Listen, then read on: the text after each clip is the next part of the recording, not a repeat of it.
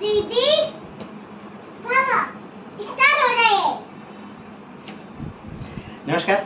तो एक बार फिर से हम मराठों को लेकर के आप सबके सम्मुख उपस्थित हो रहे हैं। आज मराठों में हम जिस घटना का उल्लेख करेंगे वो है प्रथम आंग्ल मराठा युद्ध। जी हाँ, लेकिन प्रथम आंग्ल मराठा युद्ध का ये तीसरा वीडियो है और पूरा मराठाओं का देखें तो मुझे लगता है कि शायद 27वां वीडियो ये चल रहा है। तो लगभग 27-28 वीडियो हम लोग मराठों का अपलोड कर चुके हैं। मराठों का 27-28 वीडियो देख लिए, लेकिन अभी हम मराठों को ख़त्म नहीं कर पाए। ठीक है, तो आइए आज फिर हम बात करते हैं प्रथम आंग्ल मराठा युद्ध पर। तो प्रथम आंग्ल मराठा युद्ध को जानने से पहले हमें ये जानना जरूरी है कि आखिर प्रथम आंग्ल मराठा युद्ध की पृष्ठभूमि क्या थी। आज चूँकि प्रथम आंग्ल मराठा युद्ध का आखिरी दिन है, इसलिए हर घटना को, हर पृष्ठभूमि को, हर व्यक्ति को हम यहाँ पर बड़े अच्छे से शामिल करेंगे और उसके कार्यों को देखेंगे कि आखिर प्रथम आंग्ल मराठा युद्ध क्यों होता है। क्या ऐसा होता है जिससे कभी आसमान में रहने वाले मराठे आज अंग्रेजों से संधि करने पर मजबूर हैं।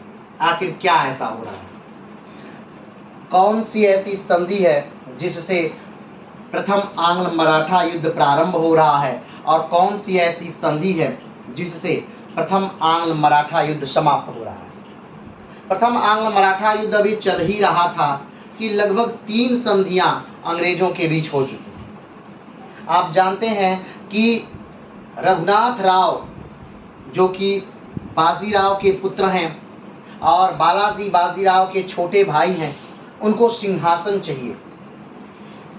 और जब नाना साहब या यूँ कहें बालाजी बाजीराव की मृत्यु होती है तो सिंहासन के लिए और ज़्यादा आतुर हो जाते हैं रघुनाथ राव। और ये अंदेशा कहीं न कहीं था, किसको था, तो गोपिका बाई को ये अंदेशा कहीं न कहीं था। कौन है गोपिका बाई, तो गोपिका बाई बालाजी बाजीराव की पत्नी हैं गोपिका बाई। और उनको ये अंदेशा था कि ये रघुनाथ राव कहीं न कहीं दिक्कत करेंगे और होता भी वही है। रघुनाथ राव को सत्ता चाहिए। तो रघुनाथ राव कहाँ से आए, गोपिका बाई कहाँ से आई, बालाजी बाजीराव कौन हैं, आइए ये पूरा डिटेल हम पहले अच्छे से देखते हैं और उसके बाद प्रथम आंग्ल मराठा युद्ध पर हम पहुँचेंगे। तो चलिए प्रथम आंग्ल मराठा युद्ध को जानने से पहले एक चीज़ पहले और जान लेते हैं कि प्रथम आंग्ल मराठा युद्ध के समय अंग्रेजों का प्रभुत्व भारत पर लगभग कितना है। ठीक है, तो आइए थोड़ा सा भारत का मैप देखते हैं। ध्यान से देखिएगा, ये हमारा प्यारा भारत है और वर्तमान समय में हमारे प्यारे भारत में कुल 28 राज्य हैं और 8 केंद्र शासित प्रदेश हैं। ठीक है, कितने राज्य हैं, 28 राज्य हैं और 8 केंद्र शासित प्रदेश हैं।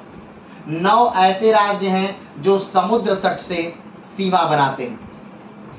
ठीक, तो 9 राज्यों में जो समुद्र तट से सीमा बनाते हैं, एक बार उन्हें देख लीजिए। गुजरात है, महाराष्ट्र है, गोवा है, कर्नाटक है, केरल है, तमिलनाडु है, आंध्र प्रदेश है, उड़ीसा है, पश्चिम बंगाल। ये 9 राज्य हैं जो कि सीमा बनाते हैं समुद्र से। अगर बात करें कि सबसे लंबा तटवर्ती राज्य कौन सा है, तो वो गुजरात है और सबसे छोटा तटवर्ती राज्य कौन सा है, तो वो गोवा है। अगर बात करें कि दक्षिण भारत का सबसे लंबा तटवर्ती राज्य तो आंध्र प्रदेश है और दक्षिण भारत का सबसे छोटा तटवर्ती राज्य तो गोवा है। ठीक है, तो ये हमारा प्यारा भारत है और हमने बताया था कि 1757 तक लगभग पूरे भारत पर 1757 तक लगभग पूरे भारत पर हमारा आधिपत्य था। मात्र ये हैदराबाद वाला इलाका, आंध्र प्रदेश वाला इलाका जो है, यहाँ का इलाका अगर थोड़ा सा छोड़ दिया जाए तो लगभग पूरे भारत पर हमारा क्या था, मराठों का आधिपत्य था। वहाँ पर शासन किसका था, तो यहाँ पर शासन निजाम का था। किसका था, निजाम का। लेकिन उदयगिरी का जो युद्ध हुआ था, उदयगिरी का युद्ध यानी कि सदाशिवराव भाऊ ने जो युद्ध किया था उदयगिरी में, उस युद्ध के बाद ये निजाम का क्षेत्र भी मराठों ने हासिल कर लिया। उदयगिरी के युद्ध के बाद निजाम का क्षेत्र भी मराठों ने क्या कर लिया, हासिल कर लिया। तो लगभग अब पूरे भारत पर, सिर्फ भारत पर ही नहीं, पाकिस्तान पर, अफगानिस्तान पर भी मराठों का शासन था। नीचे दक्षिण में तमिलनाडु तक उनका शासन था, उत्तर में अटक तक उनका शासन था, अटक का जो किला है वहां तक उनका शासन था, और अटक से लेकर के देखा जाए तो कटक यानी उड़ीसा तक उनका शासन था। कौन सा क्षेत्र छूटा था, तो ये जो बंगाल वाला क्षेत्र है ये छूटा हुआ था, ये जो अवध वाला क्षेत्र है ये छूटा हुआ था। तो ये क्षेत्र छूटे हुए थे मराठों के कब्जे से। ठीक,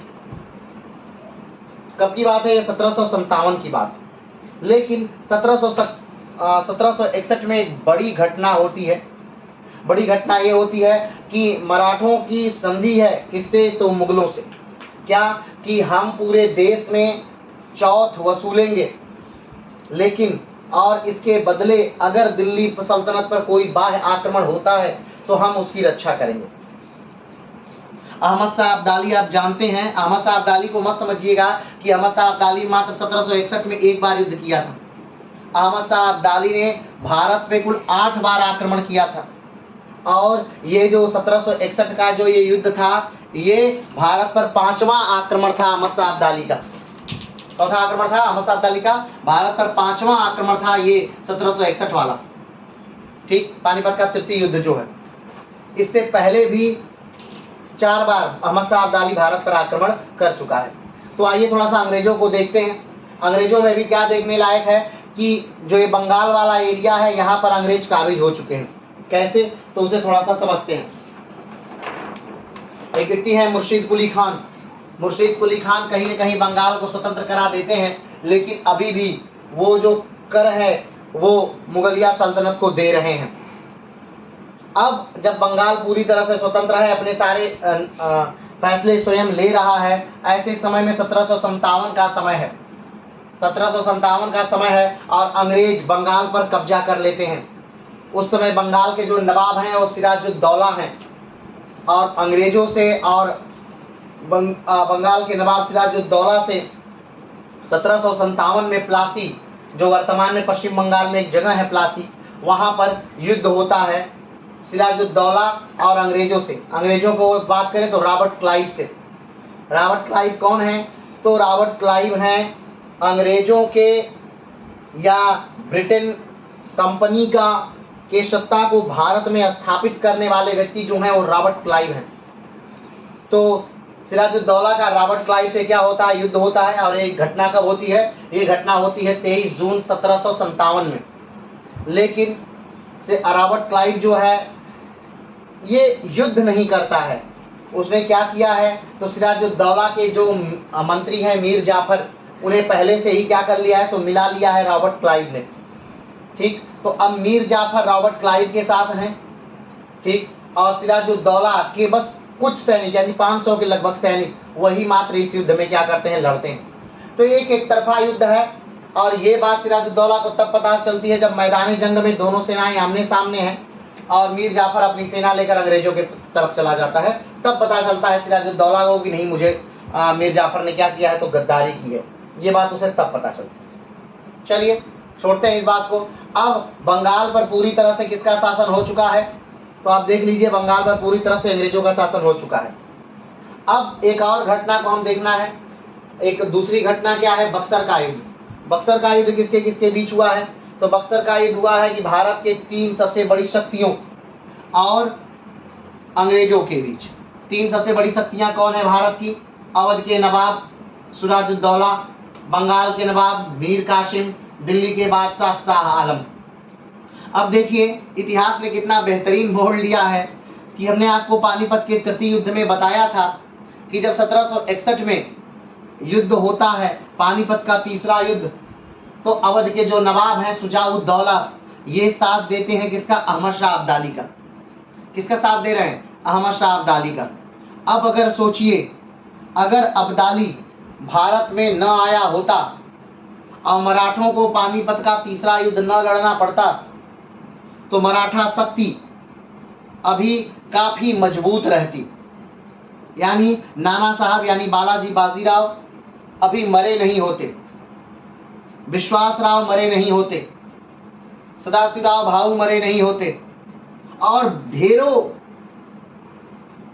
जो सेना नायक है, शमशेर बहादुर मरे नहीं होते, बहुत सारे लोग मरे नहीं होते, और कहीं न कहीं मराठे मजबूत रहे होते और अंग्रेजों की इतनी हिम्मत नहीं होती कि वो क्या करें, मराठों को ललकार सके या जा करके अवध के नवाब से लड़ सके, इतनी हिम्मत नहीं हुई होती। लेकिन जो बंगाल के नवाब हैं मीर कासिम, सॉरी अवध के नवाब सिराजुद्दौला जो हैं, ये जाकर के अहमद शाह अब्दाली का साथ देते हैं, और अहमद शाह अब्दाली का साथ देने का इन्हें खामियाजा भी भुगतना पड़ता है। कब? तो 1764 में। 1761 में पानीपत का तृतीय युद्ध होता है और 1764 में इनको खामियाजा भुगतना पड़ गया।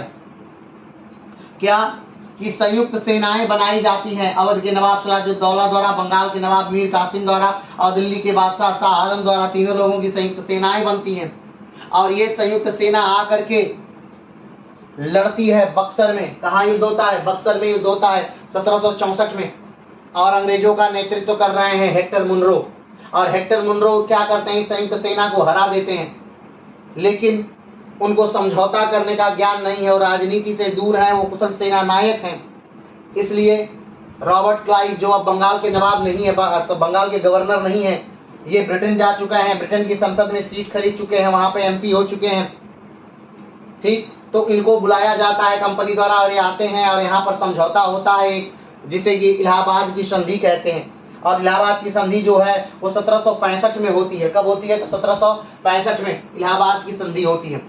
और 1764 से ही जो शाह आलम है, 1764 से ही ये अंग्रेजों की एक तरह से कैद में रहते हैं। अब फिर से इस मामले में हम नहीं कहेंगे कि फिर से मराठे आते हैं, शाह आलम को छुड़ाते हैं और फिर से दिल्ली का बादशाह बनाते हैं और फिर से दिल्ली पर आक्रमण किया जाता है और फिर से अंग्रेज जीतते हैं। वो उस लंबी चौड़ा इतिहास है, उस पर अभी हम नहीं जा रहे हैं। अभी बस हम ये बताना चाह रहे थे कि अभी तक कौन सा युद्ध हो चुका है। प्लासी का युद्ध हो चुका है, जिससे अंग्रेज भारत में प्रवेश कर गए और प्रवेश करके अपना एक पैर रख लिए। बक्सर का युद्ध हो चुका है, जिससे अंग्रेज तो प्रवेश तो कर चुके थे, एक पैर रख चुके थे, अब भारत में क्या किए, बिस्तर बिछा के सो गए। किससे युद्ध से? बक्सर के युद्ध से बिस्तर बिछा कर सो गए हो, क्योंकि उनकी पकड़ मजबूत हो गई। अब ढेर सारा जो क्षेत्र था, जो कि उत्तर भारत का क्षेत्र था, जो मराठों जो 1761 के पानीपत के तृतीय युद्ध के बाद मराठों द्वारा खाली हो चुका था, उसको इन्होंने क्या कर लिया था, जीत लिया। अंग्रेजों के नियंत्रण में वो पूरा क्षेत्र आ गया। हमने आपको बताया था एक बात कि पानीपत के तृतीय युद्ध ने ये नहीं बताया भारत में कि इस युद्ध के बाद कौन यहाँ शासन करेगा। पानीपत के तृतीय युद्ध ने ये बताया था कि कौन यहाँ शासन नहीं करेगा, और ये तय हो गया था कि मराठे यहाँ शासन नहीं करेंगे। अब्दाली जीता था, लेकिन अफगानिस्तान में विद्रोह हो चुके थे। उसी के अपने सगे भाई ने वहां पर शासन सत्ता परिवर्तित करने के लिए विद्रोह कर दिया था, इसलिए अब्दाली पुनः क्या किया, अफगानिस्तान चला गया। मराठे अब इतने ताकतवर नहीं है कि उत्तर को कंट्रोल कर सकें, उत्तर को नियंत्रित करें। तो इस समय नई शक्तियों का विकास भी हो रहा है, नई शक्तियां इस समय उभर रही हैं, कुछ नए लोग बन रहे हैं, कुछ नए लोग ताकतवर हो रहे हैं।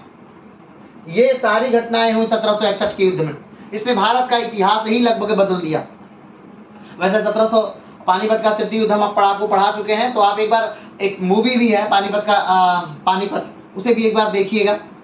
हाँ, थोड़ा सा मिर्च मसाला बहुत सारा है उसमें, लेकिन फिर भी आप उस मूवी को एक बार देखिएगा, आपको अच्छा लगेगा। जब आप चीज़ें समझते हैं और उसे देखते हैं तो अच्छा लगेगा, उसलिए आप देखिएगा।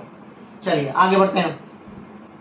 तो कहने का मतलब है कि अंग्रेज अभी ठीक ठाक ताकत भारत में रख रहे हैं, बंगाल उनके कब्जे में है, अवध के नवाबों को हरा चुके हैं, बंगाल के नवाब को हरा चुके हैं, दिल्ली के बादशाह को हरा चुके हैं।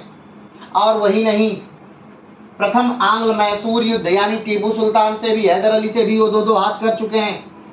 प्रथम आंग्ल मैसूर युद्ध भी क्या हो चुका है, भले उसमें जीत या हार रही हो, वो इंपॉर्टेंट नहीं है, लेकिन प्रथम आंग्ल मैसूर युद्ध भी हो चुका है। तो इतने सारे युद्धों को लड़ने के साथ अब जो अंग्रेज हैं वो अपनी स्थिति को क्या कर चुके हैं, मजबूत कर चुके हैं। ऐसी स्थिति में प्रथम आंग्ल मराठा युद्ध होता है। तो आइए अब हम संक्षिप्त की निगाह डालते हैं कि प्रथम आंग्ल मराठा युद्ध होने का कारण क्या रहा, क्या कारण से प्रथम आंग्ल मराठा युद्ध हुआ था। अब एक बार संक्षिप्त की थोड़ी सी इस बात को समझना होगा।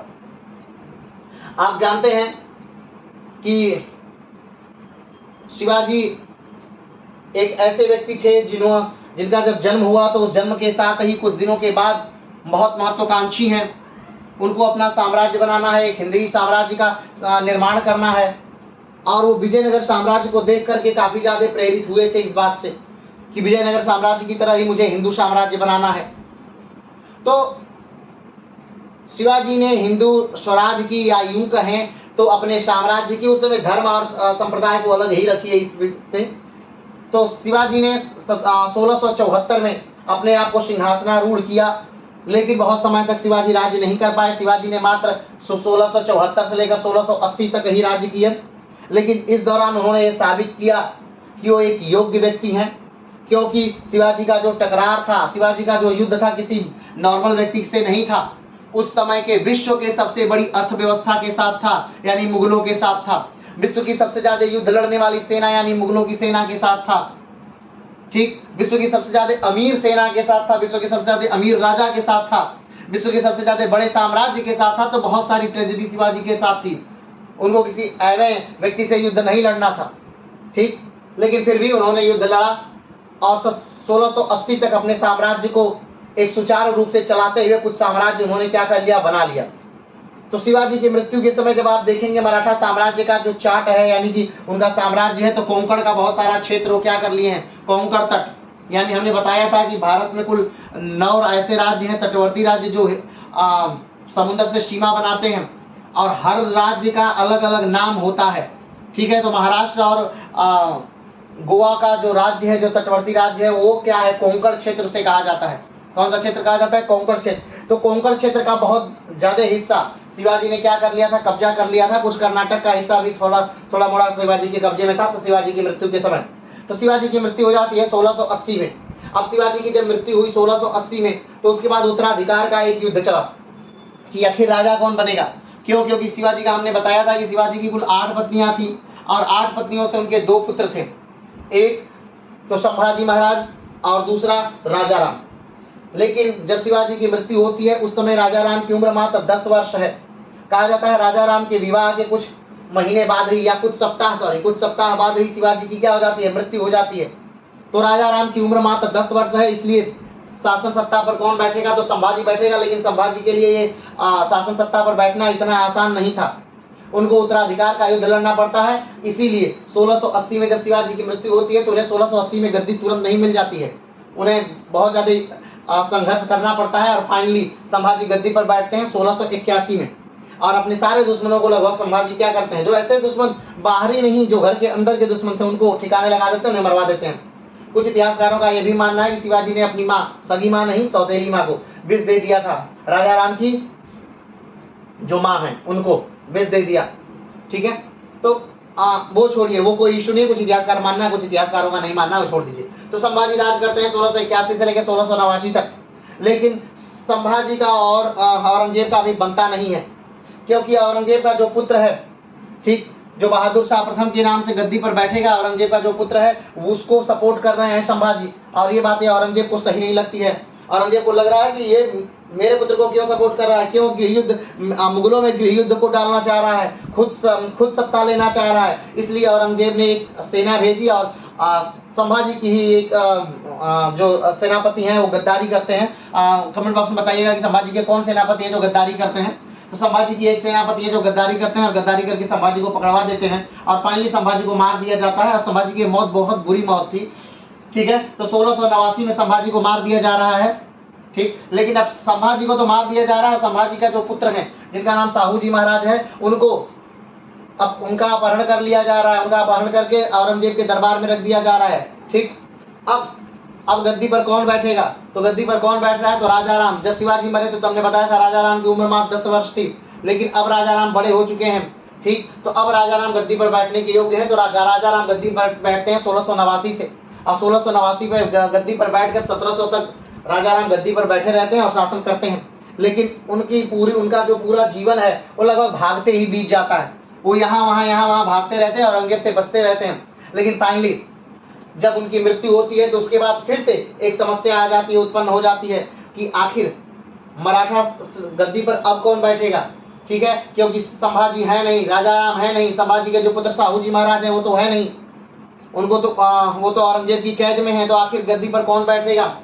तो फिर से जो राजा राम है उनका मात्र 4 वर्षीय पुत्र जो है वो गद्दी पर बैठ जाता है, जिसका नाम क्या है, शिवाजी द्वितीय।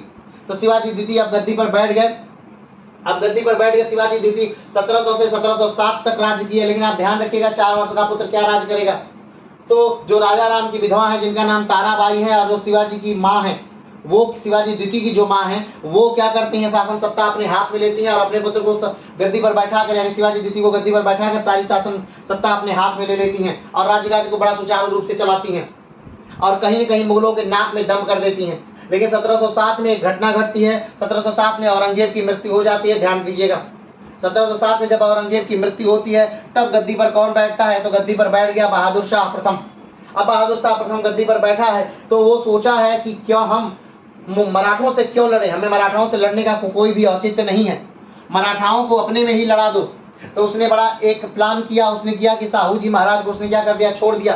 तो 1707 में उसने साहू जी महाराज को छोड़ दिया। साहू जी महाराज को इसलिए छोड़ा गया क्योंकि साहू जी महाराज जाएंगे और अपने पिता संभाजी महाराज का शासन ताराबाई से मांगेंगे और ताराबाई तो शासन सत्ता देंगी नहीं। तो ताराबाई और साहू जी महाराज में युद्ध होगा और मराठा उधर युद्ध करेंगे और हम लोग यहाँ चैन से रहेंगे। और ठीक वही हुआ भी। साहू जी महाराज गए और ताराबाई से क्या हुआ, युद्ध हुआ। कमेंट बॉक्स में बताइएगा कि ताराबाई से और साहू जी से जो युद्ध हुआ था इस युद्ध का नाम क्या था और वो युद्ध कब हुआ था। ठीक, तो युद्ध होता है और वो जो युद्ध होता है उसके बाद जो शासन सत्ता मिल जाती है वो किसको मिल जाती है, तो साहू जी महाराज को मिल जाती है। शिवाजी द्वितीय जो है वो हार जाते हैं। तो 1700 से 1707 तक ही शिवाजी द्वितीय का शासनकाल है। अब कौन गद्दी पर बैठा था, साहू जी गद्दी पर बैठ गए। 1708 में साहू जी गद्दी पर बैठे। लेकिन साहू जी को गद्दी पर बैठाने में जिसका महत्वपूर्ण योगदान था वो कौन थे, वो थे बालाजी विश्वनाथ। कौन थे, बालाजी विश्वनाथ। तो बालाजी विश्वनाथ के लिए एक अलग पद बनाया जाता है, सेना का करते का उन्हें पद दिया जाता है। और बाद में और प्रश्न जब होते हैं कौन, साहू जी महाराज, तो उनको पेशवा बना देते हैं। ध्यान दीजिएगा, ये पेशवा क्या है, तो पेशवा जो है वो अष्टप्रधान जो मंत्रिमंडल बनाया गया था, किसके द्वारा अष्टप्रधान बनाया गया था, तो जब शिवाजी राजा बने थे 1674 में शिवाजी राजा बने थे, जब उस समय उन्होंने एक मंत्रिमंडल का गठन किया था जिसे अष्टप्रधान कहा जाता है। अष्टप्रधान कहा जाने का उसे एक रीजन है कि उसमें 8 मंत्री थे और सबको सबका विभाग बांट दिया गया था। जैसे आज मंत्रिमंडल बनाया जाता है और सबको सबका विभाग, रेल मंत्रालय अलग, गृह मंत्रालय अलग, विदेश मंत्रालय अलग, सबको अलग विभाग बांट दिया जाता है। उसी प्रकार उस समय भी अष्टप्रधान के द्वारा सबका विभाग बांट दिया गया था। 1674 की घटना है ये। तो उस समय अष्टप्रधान में कुल 8 मंत्री होते थे और जो सबसे उच्च मंत्री होता था वो होता था कौन सा मंत्री, तो पेशवा होता था। वो कौन सा होता था, पेशवा होता था। लेकिन जब शिवाजी की मृत्यु हो जाती है उसके बाद अष्टप्रधान का जो पद है वो नगण्य हो जाता है, क्योंकि संभाजी उसका उतना इस्तेमाल नहीं करते हैं। और उसके बाद के जो राजा हैं, चाहे वो राजा राम रहे हों और चाहे वो शिवाजी द्वितीय रहे हों या ताराबाई रही, उन्होंने अष्टप्रधान का इस्तेमाल नहीं किया, इसलिए वो पद काफी नगण्य हो गया। लेकिन जब साहू जी महाराज आए तो साहू जी महाराज ने बालाजी विश्वनाथ को क्या बना दिया, तो पेशवा बना दिया। बालाजी विश्वनाथ ने साहू जी महाराज के लिए बहुत सारा कार्य किया, या यूं कहे तो मराठा साम्राज्य के लिए बहुत सारा कार्य किया। उन्होंने मुगलों से भी बहुत सारी संधियां कर ली, जिसे मराठाओं का मैग्ना कार्टा के रूप में जाना जाता है। आगे बढ़ते हैं तो बालाजी विश्वनाथ अब क्या किए, बालाजी विश्वनाथ अब पेशवा बन गए। ध्यान दीजिएगा, बालाजी विश्वनाथ जो है अपने खानदान के पहले पेशवा हैं। बालाजी विश्वनाथ अपने खानदान के पहले पेशवा हैं, लेकिन जो बालाजी विश्वनाथ है ये चौथे पेशवा हैं, तो ये 6वें पेशवा हैं। याद रखिएगा, अपने खानदान के पहले पेशवा हैं और कुल पेशवा कहते हैं तो 6वें पेशवा हैं। यानी शिवाजी के समय से लेकर के 1713 तक ये कुल कितने पेशवा बन चुके हैं। इनसे पहले तो 5 पेशवा और बन चुके हैं। ठीक है, आगे बढ़ते हैं। अब बालाजी विश्वनाथ को 1713 में क्या बना दिया गया, तो पेशवा बना दिया गया। 1713 से लेकर 1720 तक बालाजी विश्वनाथ क्या रहे, पेशवा रहे। बालाजी विश्वनाथ के समय से एक और घटना घट जाती है कि जो पेशवा का पद है वो वंशानुगत हो जाता है।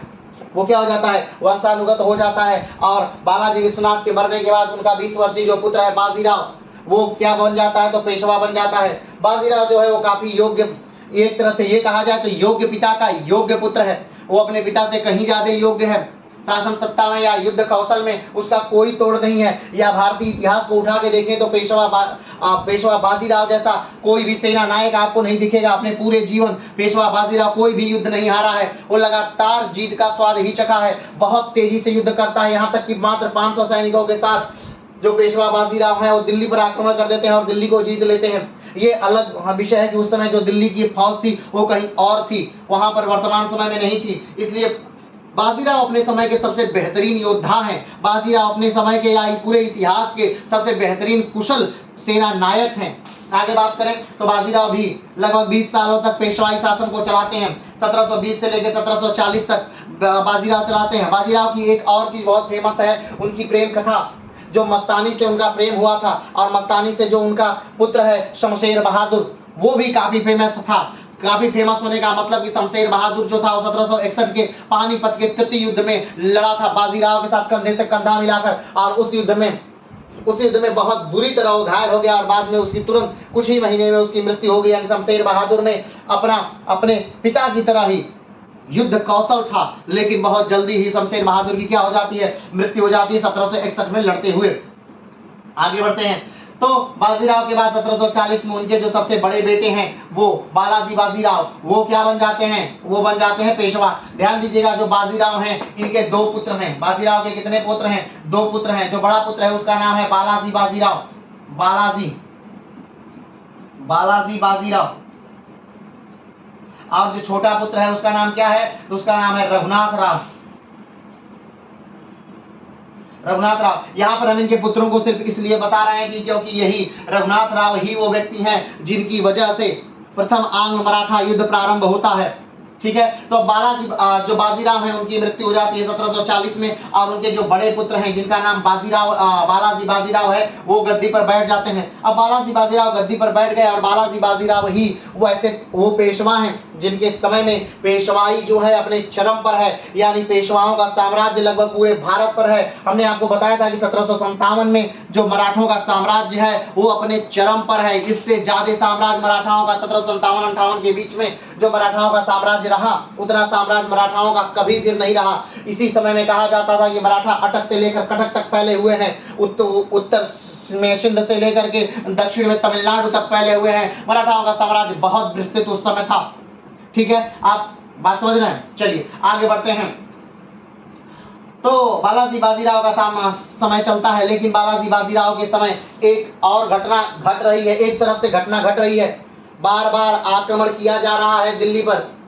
किसके द्वारा, पंजाब पर आक्रमण हो रहा है, मुल्तान पर आक्रमण हो रहा है। कब की घटनाएं हैं, ये उसी दौर की घटनाएं हैं।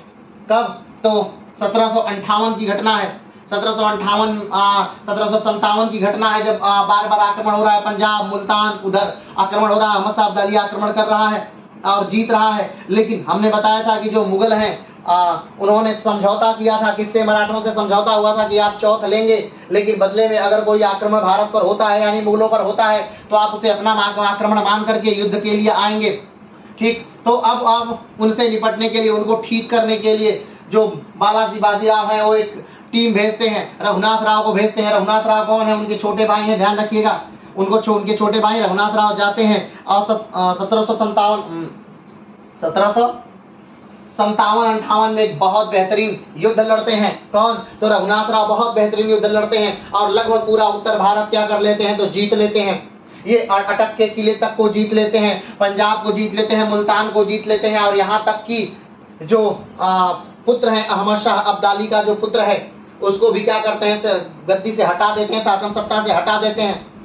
तो अब ये बात किसको बहुत बुरी लग जाती है, तो अहमद शाह अब्दाली को बहुत बेबात बुरी लग जाती है, और कहीं ना कहीं अब्दाली उसी बात का बदला लेने के लिए क्या कर देता है, तो आक्रमण कर देता है। ठीक, अब उस बात का बदला लेने के लिए अब्दाली फिर आक्रमण किया। तो फिर से सब लोग सोचे कि ठीक है रघुनाथ राव जी जाएंगे, क्योंकि रघुनाथ राव को उत्तर भारत में लड़ने का बहुत अच्छा अनुभव है और पिछली बार इन्होंने लगातार उत्तर भारत को जीत करके, रौंद करके बहुत अच्छा उदाहरण पेश किया है। तो रघुनाथ राव की सबसे मित्रता भी है, जाएंगे और ये अपना जीतेंगे। लेकिन एक गड़बड़ी होती है, रघुनाथ राव को जो फौज चाहिए होती है कुछ ज्यादा फौज चाहिए होती है और कुछ ज्यादा धन चाहिए होता है, लेकिन उतना मराठा साम्राज्य के पास रहता नहीं है नहीं वर्तमान में। अब क्या किया जाए, रघुनाथ राव कहते हैं कि उत्तर भारत की जो सीमा है वो बहुत दूसरे किस्म की है, वहाँ गुरिल्ला युद्ध नहीं चल पाता है, उधर दो सेनाएं आमने सामने खड़ी होती हैं, युद्ध लड़ना पड़ता है। दक्षिण का युद्ध अलग है, उत्तर का युद्ध अलग है। तो ऐसे समय में एक नया योद्धा निकलता है जिसे सदाशिवराव भाऊ के नाम से जानते हैं। सदाशिवराव भाऊ कौन है? तो सदाशिवराव भाऊ जो है वो चीमाजी अप्पा के लड़के हैं। और चीमाजी अप्पा कौन है? तो चीमाजी अप्पा जो है वो भाई हैं किसके? तो बाजीराव के क्या है? भाई हैं। बाजीराव के भाई है चीमाजी अप्पा, या चीमाजी अप्पा बालाजी विश्वनाथ के लड़के हैं। ठीक है, तो बाजीराव के भाई है चीमाजी अप्पा, और चीमाजी अप्पा के लड़के हैं कौन? सदाशिवराव भाऊ। तो सदाशिवराव भाऊ इसी 57-58 में ही एक युद्ध जीतते हैं जिसे उदयगिरी का युद्ध कहते हैं। और उदयगिरी के युद्ध में उन्होंने किसको हराया है? निजाम को हराया है। निजाम कौन? यानी दक्षिण भारत का सबसे स्ट्रांग शासक है निजाम। ठीक है, उसको इन्होंने क्या किया था? हरा दिया था। और उस युद्ध के बाद जो है सदाशिवराव भाऊ का जो कद है वो मराठा दरबार में थोड़ा बढ़ जाता है। और इसके चलते ही जो बालाजी बाजीराव है वो सदाशिवराव भाऊ से कहते हैं कि ठीक है आप जाइए, आप युद्ध के लिए जाइए। तो उसके लिए बालाजी बाजीराव तैयार होते हैं और धीरे धीरे वो चलते जाते हैं। उधर ऊपर से सिंधिया, होलकर, ये सारे लोग उनसे जुड़ते जाते हैं और ये पहुंचते हैं कहाँ? पानीपत के युद्ध में पहुंचते हैं, पानीपत के मैदान। लेकिन पानीपत इनका जाने का उद्देश्य नहीं था। इनका उद्देश्य था कि अब ध्यान दीजिए, यहाँ पर क्या है?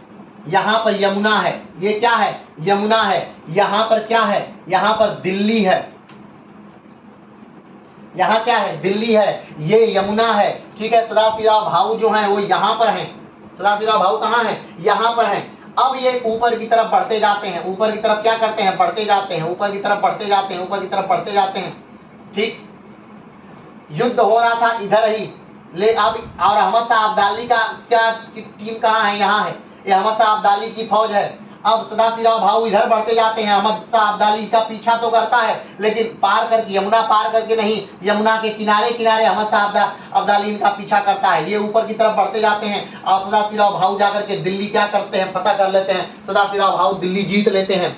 ठीक, अब जब अहमद शाह अब्दाली को पता चलता है कि सदाशिवराव भाऊ ने क्या किया? दिल्ली जीत लिया।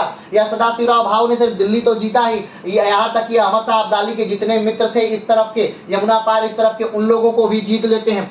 तो अब अहमद शाह अब्दाली को बहुत बुरा लगता है। क्यों? क्योंकि अहमद शाह अब्दाली को अब जाना है अपने घर। उसे बहुत घबराहट हो रही है क्योंकि उसे पता चला है कि अफगानिस्तान में मेरा शासन जो है वो नष्ट होने वाला है, खत्म होने वाला है, मेरे भाई ने विद्रोह कर दिया है। तो अब कहते हैं अहमद शाह अब्दाली ने क्या किया? मतलब ये अब किदवंती भी हो सकती है, सत्य भी हो सकता है, जो भी है, लेकिन है ऐसा ही। क्या हो गया कि अहमद शाह अब्दाली पानी में कूद पड़ा उस उफनती हुई यमुना में। लोगों ने कहा कि उफनती हुई यमुना को क्रॉस करना असंभव है, लेकिन क्या किया अहमद शाह अब्दाली? वो उफनती यमुना में क्या किया? कूद गया। और उफनती यमुना में कूद करके वो यहाँ पहुंच गया। ठीक, अब दिल्ली को तो इन्होंने क्रॉस किया। इनको बड़ा मैदान चाहिए था। ये लोग आगे बढ़े और ये चूंकि पंजाब की तरफ जा रहे थे सिखों से मदद लेने के लिए, लेकिन तब तक पता चला इन्हें कि ये लोग कहाँ, इनका पीछा किया जा रहा है। किसके द्वारा? अहमद शाह अब्दाली द्वारा। तो उसके बाद पानीपत का जो मैदान है उसी में दोनों सेनाएं आमने सामने हो गई। अब ध्यान दीजिएगा, ये सदाशिवराव भाऊ की सेना है, ये अहमद शाह अब्दाली की सेना है, दोनों सेनाएं आमने सामने हैं। अब ध्यान रखिएगा, यहाँ से जो जाने वाली रसद है, किसकी रसद? इन लोगों की रसद जो है वो इनके द्वारा रोक दी गई, यहाँ पर ब्रेक कर दी गई। तो यहाँ पर मराठों को खाने के लिए भी मोहाल हो गए कि क्या अब खाना पीना क्या खाएंगे। यहाँ पे खाना पीना भी नहीं खा पा रहे थे। अब ध्यान रखिएगा, सदाशिवराव भाऊ को इधर आना था। सदाशिवराव भाऊ को इधर आना था। क्यों? क्योंकि पुणे इधर है दक्षिण की तरफ, और अहमद शाह अब्दाली को इधर जाना था। इधर जाना था कहाँ? अफगानिस्तान की तरफ। लेकिन अहमद शाह अब्दाली का रास्ता रोका है किसने? सदाशिवराव भाऊ ने। और सदाशिवराव भाऊ का रास्ता रोका है किसने? अहमद शाह अब्दाली ने। तो युद्ध तो अब बहुत जरूरी ही था। तो युद्ध होता है, फाइनली युद्ध बहुत भयंकर होता है। कहा तो ये भी जाता है कि आज तक के युद्धों में एक दिन में सबसे ज्यादा लोग मारे जाने वाले जो थे वो कहाँ मारे गए? तो इसी युद्ध में मारे गए थे। तो फाइनली ये युद्ध होता है। इस युद्ध में बहुत सारे लोग मारे जाते हैं और ये इस युद्ध को करने के बाद अहमद शाह अब्दाली वापस अफगानिस्तान चला गया और उत्तर भारत का जो एरिया था वो लगभग सूना पड़ गया। इस समय बहुतों ने अपने साम्राज्य को बढ़ाया, बहुत सारे नए लोग भी उभर करके आए। क्यों? क्योंकि एक सूनापन था उत्तर भारत के साम्राज्य में। चलिए आगे बढ़ते हैं। अब इसी घटना से, इस घटना में बहुत सारे लोग महाराष्ट्र के मारे जाते हैं। क्यों? क्योंकि सदाशिवराव भाऊ के साथ, या यूं कहें तो मराठा सेना के साथ बहुत सारे दर्शनार्थी आए थे और वो जब मारे जाते हैं तो माना जाता है कि कोई घर महाराष्ट्र का ऐसा नहीं था जिस घर में से एक व्यक्ति मारा ना गया हो, जिस घर में कोई मौत न हुई हो। ठीक है, अब इस सदमे से बालाजी बाजीराव उभर नहीं पाते हैं और बालाजी बाजीराव की 1761 में क्या हो जाती है, मृत्यु हो जाती है। बालाजी बाजीराव मर जाते हैं। बालाजी बाजीराव के मरने के बाद रघुनाथ राव चाहते हैं कि वो क्या बन जाए, पेशवा बन जाए, लेकिन ऐसा नहीं हो पाता है। जो मंत्रिमंडल है या फिर यूं कहें तो जो मराठा सरदार हैं वो लोग मिलकर बाद माधवराव को क्या बना देते हैं, पेशवा बना देते हैं। लेकिन माधवराव की भी का पेशवा बनना भी इतना आसान नहीं था। माधवराव को अपने ही चाचा रघुनाथ राव से क्या करना पड़ता है, युद्ध लड़ना पड़ता है। पहले तो रघुनाथ राव द्वारा माधवराव को हरा दिया जाता है, लेकिन फिर कई ऐसी घटनाएं होती हैं जिससे माधवराव पेशवा बन करके उभरते हैं और वो अपने चाचा रघुनाथ राव को बंदी बना देते हैं। कौन, माधवराव। चलिए, लेकिन 1772 में माधवराव की क्या हो जाती है, तो मृत्यु हो जाती है। कारण था टीबी, उनको टीबी था और उनकी मृत्यु हो जाती है। लेकिन ध्यान रखिएगा, अपने 10 वर्ष के कार्यकाल में ही माधवराव ने एक बड़ा बदलाव किया। उन्होंने खोई हुई प्रतिष्ठा को फिर से दिल्ली तक पहुंचा दिया, यानी मराठाओं की शक्ति को फिर से क्या कर दिया, दिल्ली तक पहुंचा दिया। दिल्ली के बादशाह को नियंत्रित किया। यूं कहें तो जो दिल्ली के बादशाह थे उनको फिर से तख्त पर बैठा दिया। याद करिएगा 1764 का बक्सर का युद्ध, बक्सर के युद्ध के बाद अंग्रेजों ने क्या किया था, तो जो बादशाह थे उनको क्या कर दिया था, कैद कर लिया था। दिल्ली के बादशाह को कैद कर लिया था। लेकिन इस युद्ध जब माधवराव प्रथम का शासनकाल आता है तो उनके शासनकाल में फिर से उस बादशाह को दिल्ली की गद्दी पर बैठा दिया जाता है। यानी मराठों ने अपनी खोई हुई रुतबा, खोया हुआ शान शौकत फिर से प्राप्त कर लिया माधवराव के समय में। लेकिन माधवराव ज्यादा समय तक शासन नहीं कर पाते हैं और 1772 में माधवराव की क्या हो जाती है, मृत्यु हो जाती है। माधवराव की मृत्यु के बाद फिर से अब रघुनाथ राव क्या बनना चाहते हैं, पेशवा बनना चाहते हैं। लेकिन फिर से मराठा सरदारों ने किसको पेशवा बना दिया, तो नारायण राव को पेशवा बना दिया। नारायण राव कौन है, तो बालाजी बाजीराव के दूसरे बेटे हैं। हमने आपको बताया था कि बालाजी बाजीराव के कुल 3 बेटे हैं। पहला जो है वो विश्वास राव है, दूसरा माधवराव है और तीसरा नारायण राव है। लेकिन विश्वास राव जो है वो 1761 के पानीपत के तृतीय युद्ध में क्या हो चुका है, तो मर चुका है। ठीक है, तो उसके मरने के बाद ही जब 1761 में बालाजी बाजीराव मरते हैं तब माधवराव को गद्दी दे दी जाती है। और माधवराव के बाद गद्दी पे कौन बैठता है, तो नारायण राव, यानी बालाजी बाजीराव का दूसरा पुत्र नारायण राव गद्दी पर बैठता है। लेकिन इस बार रघुनाथ राव चुप नहीं रहता है और रघुनाथ राव ने क्या कर दिया, रघुनाथ राव ने क्या कर दिया, तो नारायण राव को मरवा दिया। 7 से 8 महीने के अंदर नारायण राव को क्या कर दिया, मरवा दिया। एक रात जब शनिवार वाड़ा में नारायण राव सो रहा था तो उस पर कुछ लोगों ने हमला किया। वो भागता हुआ रघुनाथ राव के पास गया, अपने काका के पास गया। काका चिल्ला के मदद के गुहार कर रहा था, लेकिन काका ने कोई मदद नहीं की और उसी समय किसको मार दिया गया, तो नारायण राव को मार दिया गया। अब ध्यान दीजिएगा कि आखिर आप भी सोच रहे होंगे कि अगर नारायण राव को बच्चा होगा तो वही राजा बनेगा, तो रघुनाथ राव क्यों आखिर में नारायण राव को मरवा रहा है। तो नारायण राव को इसलिए रघुनाथ राव मरवा रहा है क्योंकि वो जानता है नारायण राव को तो अभी कोई पुत्र है नहीं, माधवराव को अब कोई पुत्र था नहीं। तो बालाजी बाजीराव के 3 पुत्र थे, अब तो तीनों पुत्र मर ही गए। जो सदाशिव जो बाकी पुत्र तीनों पुत्र थे, तीनों पुत्र क्या हो गए, मर गए। माधवराव मर गया, नारायण राव मर गया, विश्वास राव मर गया। तो अब गद्दी पर बैठेगा कौन। ठीक है, अब नारायण राव को मरवा करके 1773 में गद्दी पर बैठ जाता है कौन, रघुनाथ राव। लेकिन रघुनाथ राव गद्दी पर तो बैठता है, लेकिन एक घटना घटित होती है। नारायण राव के मरने के बाद पता चलता है कि नारायण राव की जो पत्नी है वो क्या है, गर्भवती है। ठीक, और उनका एक पुत्र जन्म लेता है जिसका नाम क्या है, तो उसका नाम है माधवराव द्वितीय। क्या नाम है, माधवराव द्वितीय। जब माधवराव की पैदाइश होती है, जब माधवराव जन्म लेता है तब नाना फडणवीस जो हैं वो एक परिषद का गठन करते हैं, यानी 12 भाई परिषद एक गठन की जाती है जो कि राजा की देखभाल करेगी, राजा को सही मशवरे देगी और बाहरी आक्रांताओं को दूर रखेगी। ये सारी बातों को सोच करके 12 भाई परिषद बनाई जाती है और 12 भाई परिषद जो है वो माधवराव द्वितीय को क्या बैठा देती है, तो गद्दी पर बैठा देती है। ध्यान दीजिएगा, ये वही पेशवा हैं जो कभी क्या करते थे, मुगलों को कंट्रोल किया करते थे। ये वही पेशवा हैं जो कभी मराठा सरदारों को, मराठा राजाओं को कंट्रोल किया करते थे। और आज वही पेशवा हैं जो जिनको खुद कोई दूसरा और क्या कर रहा है, कंट्रोल कर रहा है। चलिए आगे बढ़ते हैं। तो रघुनाथ राव क्या करते हैं, नारायण राव को मरवा देते हैं और रघुनाथ राव, लेकिन नारायण राव का पुत्र हो जाता है। नारायण राव का पुत्र माधवराव मात्र 40 दिन का है। कितने दिन का, 40 दिन का। और उस 40 दिन के पुत्र को क्या बना दिया जाता है, तो पेशवा बना दिया जाता है। अब वो पेशवा 40 दिन का जो 40 दिन का लड़का है वो क्या बन जाता है, पेशवा, और उसके संरक्षक बन जाते हैं नाना फडणवीस बन जाते हैं। ठीक है, रघुनाथ राव पे मुकदमा चलाया जाता है और रघुनाथ राव को मृत्युदंड की सजा दी जाती है। लेकिन रघुनाथ राव जो है वो यहाँ से क्या करते हैं, भाग जाते हैं। कहाँ से भाग जाते हैं, पुणे से भाग जाते हैं, पुणे से भाग करके बंबई के पास आते हैं। कहाँ जाते हैं? बंबई प्रेसिडेंसी के पास आ जाते हैं। कौन? तो रघुनाथ राव। कहाँ आ जाते हैं रघुनाथ राव? बंबई प्रेसिडेंसी के। अब आप सोच रहे हैं बंबई प्रेसिडेंसी क्या है? तो बंबई प्रेसिडेंसी यानी अंग्रेजों के पास आ जाते हैं और अंग्रेजों के पास आकर के मदद की गुहार करते हैं रघुनाथ राव। और क्या कहते हैं? तो अंग्रेजों से कहते हैं कि भाई साहब हमको क्या बना दीजिए? राजा बना दीजिए। रघुनाथ राव क्या कहते हैं कि भाई साहब हमको राजा बना दीजिए। और अंग्रेज कहते हैं ठीक है हम आपको राजा बना देंगे, हम आपको पेशवा बना देंगे, लेकिन बदले में हमको भी कुछ चाहिए। तो उन्होंने कहा ठीक है आप जो कहेंगे हम आपको दे देंगे। लेकिन अंग्रेज कहते हैं नहीं नहीं नहीं, ऐसे सिर्फ बातों से नहीं होगा, चलिए एक संधि करते हैं। तो एक संधि की जाती है। ठीक है, 1775 का समय है। कौन सा समय है? 1775 का, ध्यान दीजिएगा 1775 का समय है। और इसी 1775 के समय में एक संधि होती है। इस संधि का नाम है सूरत की संधि।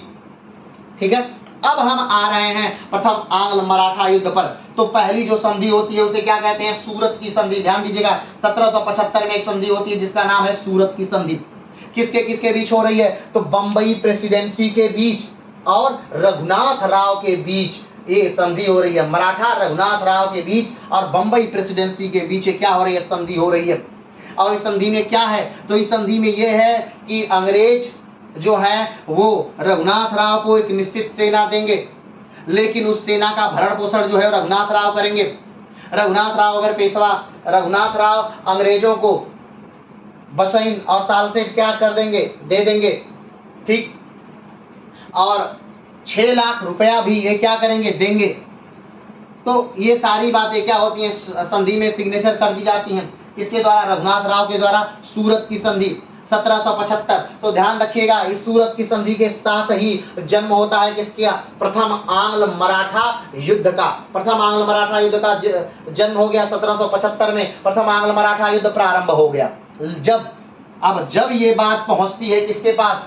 ये बात पहुंचती है वारेन हेस्टिंग के पास। अब बात आती है वारेन हेस्टिंग कौन है? ठीक है, जब ये बात बंगाल के गवर्नर जनरल के पास पहुंचती है, बंगाल के गवर्नर जनरल के पास, वारेन, बंगाल के गवर्नर जनरल उस समय कौन है? Warren Hastings. अब आप सोच रहे हैं कि गवर्नर जनरल बंगाल, ये सब क्या बातें हैं? तो अब ध्यान से समझिएगा। जब अंग्रेज भारत में आए तो उन्होंने अपना जो घर था एक तरह का 3-4 जगह बनाया। एक बंगाल में उन्होंने बना लिया, ठीक, एक मद्रास में उन्होंने बना लिया, एक बंबई में उन्होंने बना लिया। ठीक, लेकिन जो बंगाल वाला था उसके अंडर मद्रास और बंबई को कर दिया कि आप लोग बंगाल के अंडर में रहेंगे। इसलिए बंगाल प्रेसिडेंसी को बनाया गया ताकि दोनों लोग उनको उनके क्या रहे? अंडर में रहे। तो जब बंगाल प्रेसिडेंसी बना तो पहली बार, यानी घटना याद करिए 1757 प्लासी का युद्ध। उस समय कौन था? रॉबर्ट क्लाइव था। क्या था? Robert Clive. और रॉबर्ट क्लाइव क्या था? तो रॉबर्ट क्लाइव बंगाल का पहला गवर्नर था। रॉबर्ट क्लाइव क्या था? बंगाल का पहला गवर्नर था। लेकिन अब जब इस पद को बढ़ा दिया गया, बंगाल के पद को उच्च कर दिया गया बाकी प्रेसिडेंसियों से, तब नाम दे दिया गया बंगाल का गवर्नर जनरल। क्या नाम दे दिया गया? अंग्रेजों ने नाम बदल दिया। बंगाल का गवर्नर पहला कौन था? तो रॉबर्ट क्लाइव था। बंगाल का प्रथम गवर्नर कौन था? रॉबर्ट क्लाइव था। ठीक है, या यूं कहें तो रॉबर्ट क्लाइव कौन है? तो अंग्रेजों का भारत में संस्थापक जो है रॉबर्ट क्लाइव है। जैसे मान लीजिए किसी वंश को ले लीजिए, मान लीजिए आप जानते हैं मुगलों को, तो अगर पूछा जाए मुगल वंश का संस्थापक कौन है भारत में, तो आप कहेंगे ना बाबर जो है मुगल वंश का संस्थापक है। और 1526 में मुगल वंश की स्थापना होती है पानीपत के प्रथम युद्ध के साथ भारत में।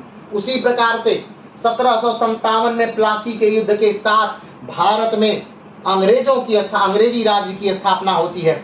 और अंग्रेजी राज्य की स्थापना करने वाला कौन है? तो वो है रॉबर्ट क्लाइव, जो बंगाल का पहला गवर्नर है। ठीक, अब जब बंगाल के गवर्नर पद को ऊंचा कर दिया गया और उसके अंतर्गत मद्रास और मुंबई को जोड़ दिया गया, मद्रास और मुंबई को बंगाल से नीचा किया गया और बंगाल को ऊंचा कर दिया गया, तब इस पद का नाम बदल दिया गया। तब इसका नाम क्या कर दिया गया? बंगाल का गवर्नर जनरल। बंगाल का गवर्नर जनरल। तो बंगाल का पहला गवर्नर जनरल कौन था? तो बंगाल का पहला गवर्नर जनरल था वारेन हेस्टिंग। बंगाल का पहला गवर्नर जनरल कौन है? तो वारेन हेस्टिंग बंगाल का पहला गवर्नर जनरल है। अगर वारेन हेस्टिंग का समय सीमा, समय काल देखेंगे, वो कब से कब तक बंगाल का गवर्नर जनरल रहा, तो 1773 से लेकर के 1785 तक वारेन हेस्टिंग बंगाल का गवर्नर जनरल रहा। ठीक है। और वारेन हेस्टिंग के ही समय में जो हुआ है वो प्रथम आंग्ल मराठा युद्ध प्रारंभ होता है। तो यहां तक बात समझ में आई। चलिए थोड़ा सा और समझ लीजिए। अब अभी तक क्या था कि सारे प्रेसिडेंसी बराबर थे, फिर क्या किया गया, बंगाल प्रेसिडेंसी को ऊंचा उठा दिया गया, बंगाल प्रेसिडेंसी को बड़ा कर दिया गया और उसके अंतर्गत चेन्नई और मुंबई को रख दिया गया। अब क्या हुआ कि अंग्रेजों का साम्राज्य जो है बंगाल से बाहर भी निकला, बंगाल से बाहर की भूमियों को भी उन्होंने जीता। तब इस पद का नाम फिर से बदल दिया गया और इस पद का नाम दे दिया गया भारत का गवर्नर जनरल। भारत का गवर्नर जनरल इस पद का नाम दे दिया गया। तो भारत का पहला गवर्नर जनरल कौन था? तो भारत का अंग्रेजों का भारत का पहला गवर्नर जनरल कौन था? तो विलियम बेंटिंग था, जो भारत का पहला गवर्नर जनरल था। ठीक है। फिर एक घटना घटी 1857 में, हम आजाद हो गए। किससे? ईस्ट इंडिया कंपनी से। पहली बार इतिहास में ऐसा हुआ था कि किसी कंपनी ने किसी देश को गुलाम बनाया था। तो अब इस कंपनी से 1857 के युद्ध ने यह निश्चित कर दिया कि ये कंपनी अब हमारे हम पर शासन नहीं करेगी और कंपनी का राज्य भारत से समाप्त हो गया। ठीक। अब जब कंपनी का राज्य भारत से समाप्त हुआ, तब उसके बाद अब हम डायरेक्ट विक्टोरिया रानी के हम डायरेक्ट किसके थे? महारानी से डायरेक्ट नियंत्रण में थे, यानी हम ब्रिटेन के संसद से डायरेक्ट अब कंट्रोल होंगे।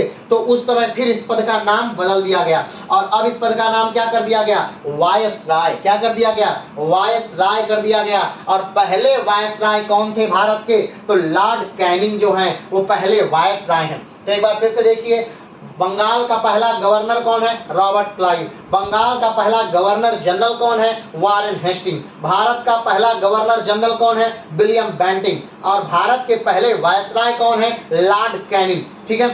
अब थोड़ा सा और दो तीन बात कर लेते हैं, क्योंकि अब ये चीजें अगर हम बार बार देख लेते हैं तो ये हमें आ जाता है और हमारा जो मन है इसे कहीं ना कहीं एब्जॉर्ब कर लेता है। नहीं तो बार बार गवर्नर कौन है, गवर्नर जनरल कौन है, वायसराय कौन है और बंगाल के गवर्नर कौन है, भारत के गवर्नर, इसमें हम हमेशा कंफ्यूज होते रहेंगे। चलिए आगे बढ़ते हैं। तो भारत के आखिरी वायसराय कौन है? तो लॉर्ड माउंटबेटन। ये वही व्यक्ति हैं जिन्होंने भारत के आजादी की घोषणा की थी। लॉर्ड माउंटबेटन ये भारत के अंतिम क्या है? वायसराय हैं। ठीक है। भारत के आखिरी वायसराय कौन है? Lord Mountbatten. स्वतंत्र भारत के प्रथम गवर्नर जनरल। ध्यान रखिएगा, भारत स्वतंत्र हुआ। अब आप सोचेंगे स्वतंत्र भारत के पहले गवर्नर जनरल कहां से आ गए?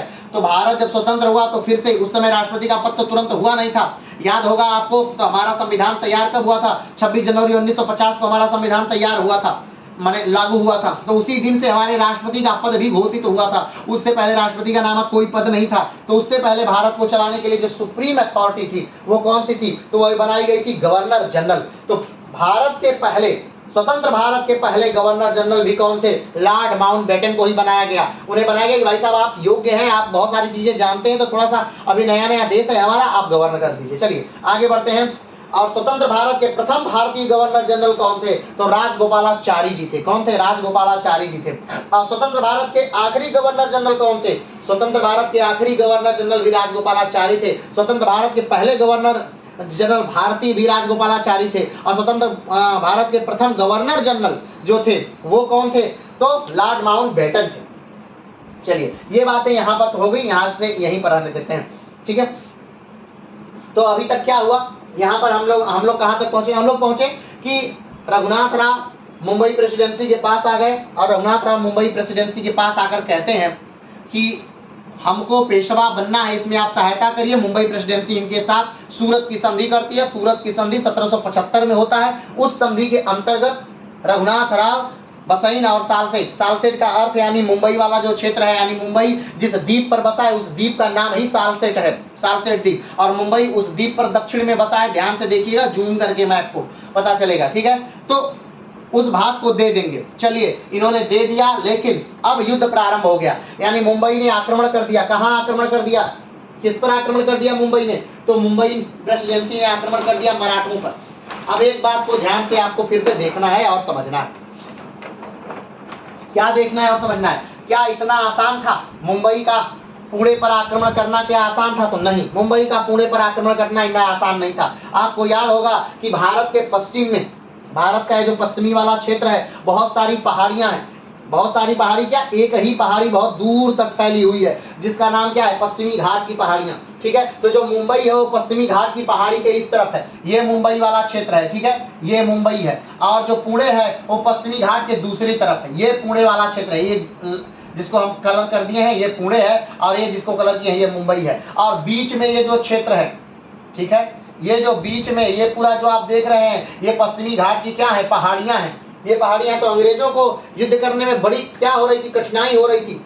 क्योंकि उनको पहाड़ों पर चढ़ना है, जंगलों में जाना है, पहाड़ों से उतरना है, उसमें मराठों से लड़ना है। अब सोचिए, मराठों ने उस पर अपना पूरा बचपन बिताया है, मराठों के दादे परदादे उसी क्षेत्रों में रहे हैं, उस क्षेत्रों में लड़े हैं, उस क्षेत्रों के चप्पे चप्पे से वाकिफ है, वो जानते हैं कहाँ से आना है, कहाँ से मारना है, कहाँ से भाग जाना है, कहाँ छुप जाना है, ये सारी बातें मराठे जानते हैं। तो शुरू में 1-2 साल अंग्रेजों को बहुत ज्यादा दिक्कत हुई थी, ठीक है, इस युद्ध को करने में। अभी चलिए आगे बढ़ते हैं।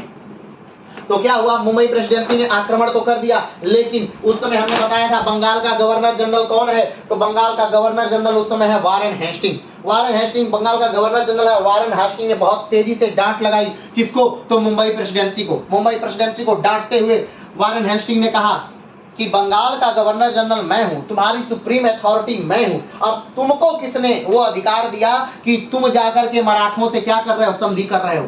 तुम्हें इतनी हिम्मत किसने दी, या तुम्हें अधिकार किसने दे दिया कि तुम मराठों से संधि करो?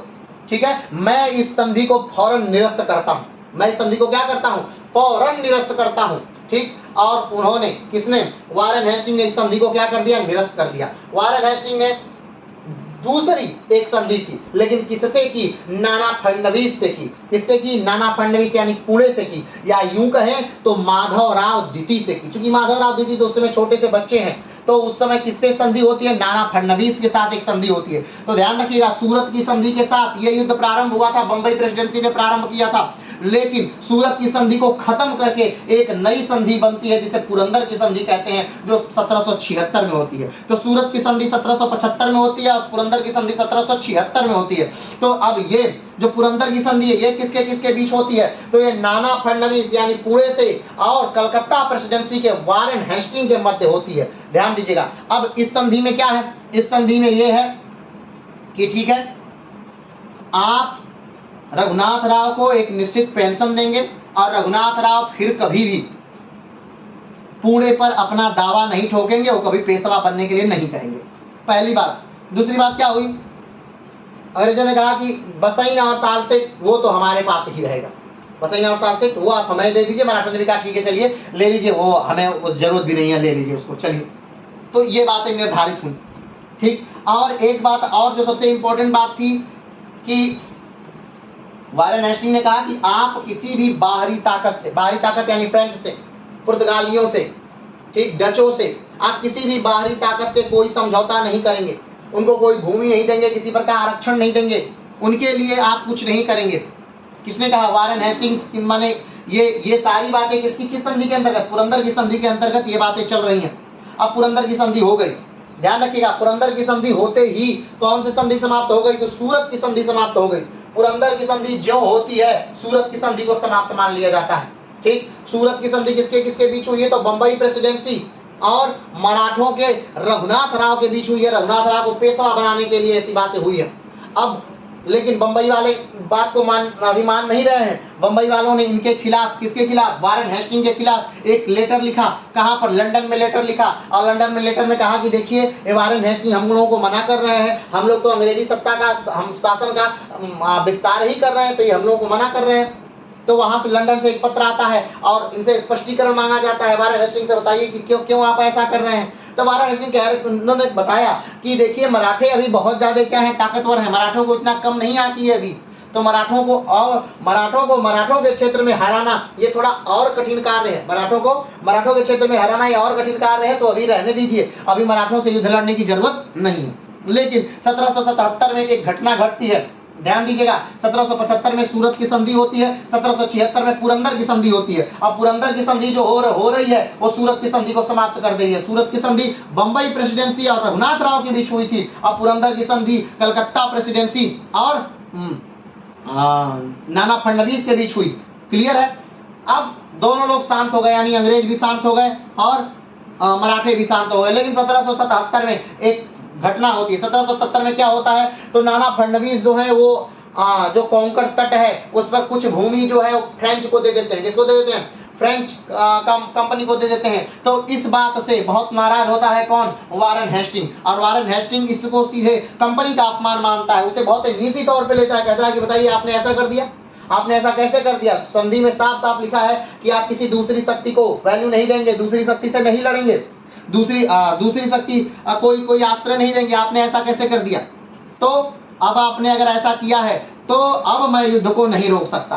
और वारेन हेस्टिंग जो है खुली छूट दे देता है किसको? मुंबई को, कि ठीक है मुंबई प्रेसिडेंसी अब जाइए, आप आक्रमण करिए, खूब आक्रमण करिए और जो रघुनाथ राव है उनको पुणे दिलाइए। बात समझ गए? चलिए, तो अब फिर से एक्चुअल जो युद्ध है वो अभी 1777 से ही प्रारंभ हो रहा है। 1777 में ही एक्चुअल युद्ध क्या हो रहा है? प्रारंभ हो रहा है। लेकिन 1777 में एक और घटना घट जाती है, लालगांव का युद्ध।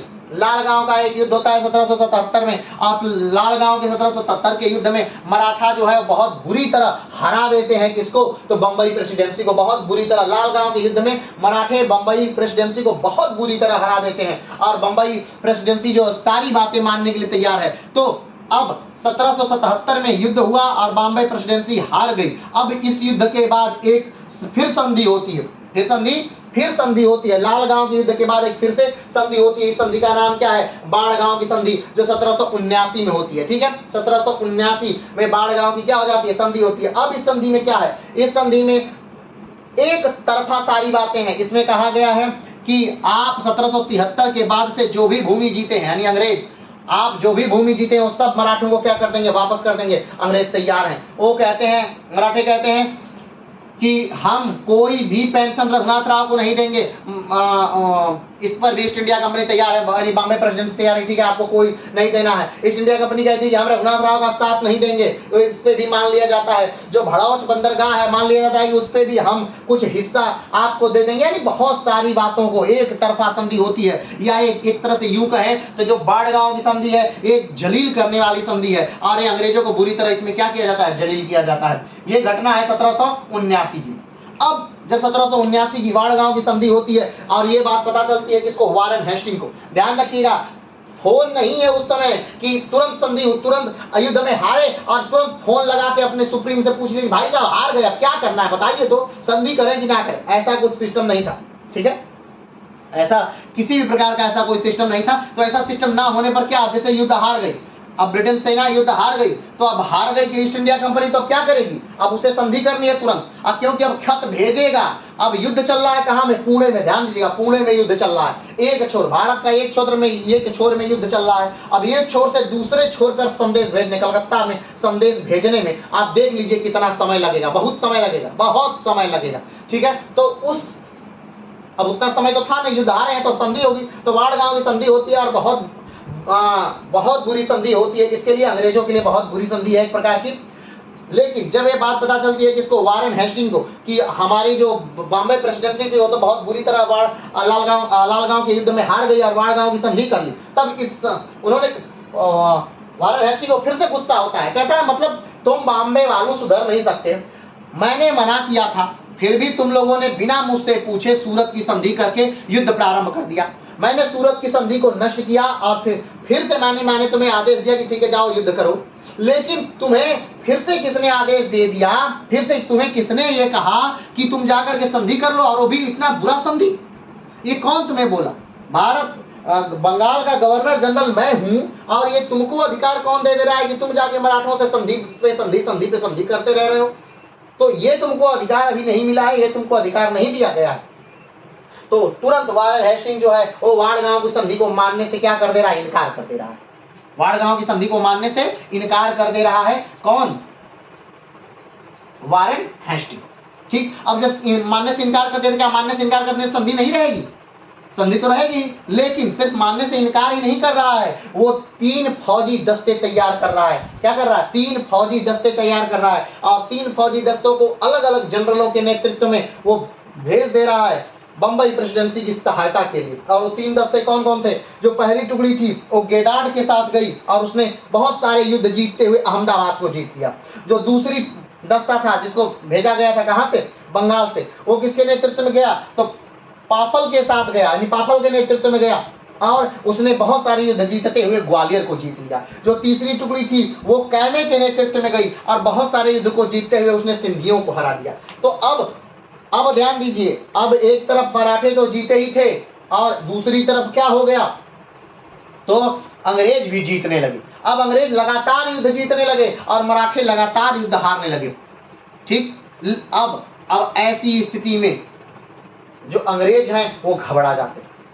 अंग्रेज हैं वो क्या कर रहे हैं? मराठे जो है वो घबरा जा रहे हैं, सॉरी, मराठे जो है वो घबरा जा रहे हैं, क्योंकि मराठे अब लगातार हार रहे हैं और अंग्रेज लगातार जीत रहे हैं। वहां से सेना पे सेना आ रही है बंगाल से, और यहाँ पर मराठे कमजोर पड़ते जा रहे हैं। तो ऐसी सिचुएशन में क्या किया जाए? तो मराठों ने सोचा कि क्यों नहीं ऐसी सिचुएशन में मैसूर से सहायता ली जाए, यानी हैदर अली से सहायता ली जाए। ऐसी सिचुएशन में हैदराबाद के निजाम से सहायता ली जाए, और तीनों सेनाएं अगर मिल जाएंगी उसके बाद अंग्रेजों को हारना ही पड़ेगा। तो जब अंग्रेजों को पता चलता है क्या कि जो मराठे हैं वो मैसूर से सहायता ले रहे हैं, ठीक, और जो मराठे वो निजाम से सहायता लेंगे, और अब इनकी सेना क्या हो जाएगी? बड़ी हो जाएगी और शक्तिशाली हो जाएगी।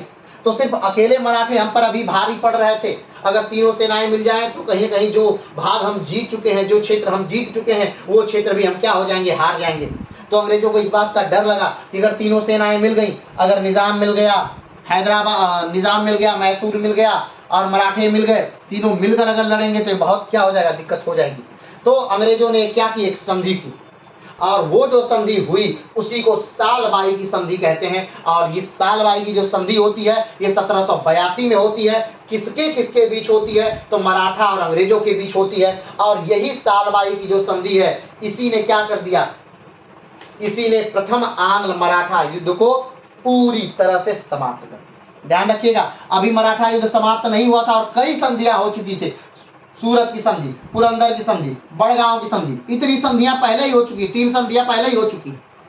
तो लेकिन जो सालबाई की संधि है 1782 में, इस सालबाई की संधि ने इसने प्रथम आंग्ल मराठा युद्ध को पूरी तरह से स्टॉप कर दिया। और लगभग रोक तो दिया ही, लेकिन 20 सालों के लिए, जो 20 साल तक अब कोई युद्ध नहीं होगा। 20 साल तक अब कोई युद्ध नहीं होगा मराठों में और अंग्रेजों में। 20 साल तक सालबाई की संधि यानी प्रथम आंग्ल मराठा युद्ध के बाद 20 साल तक कोई भी युद्ध नहीं होने वाला है इन दोनों सेनाओं में। तो अभी तक इस वीडियो में हमने पीछे की सारी चीजों को, सारी कड़ियों को हम क्या किए थे? जोड़ लिए। और अब यहाँ पर अंतिम पड़ाव पर हम पहुंच चुके हैं। तो आइए शुरू करते हैं हम सालबाई की संधि। तो अब सालबाई की संधि 1782 में कैसे स्टेज में होने जा रही है? जब बहुत सारे भागों को अंग्रेज जीते हुए हैं और बहुत सारे भागों को मराठा जीते हुए हैं। यानी अगर देखा जाए और अगर पूछा जाए कि इस प्रथम आंग्ल मराठा युद्ध में कौन जीता, प्रथम आंग्ल मराठा युद्ध में कौन जीता, तो ये कह पाना क्या है?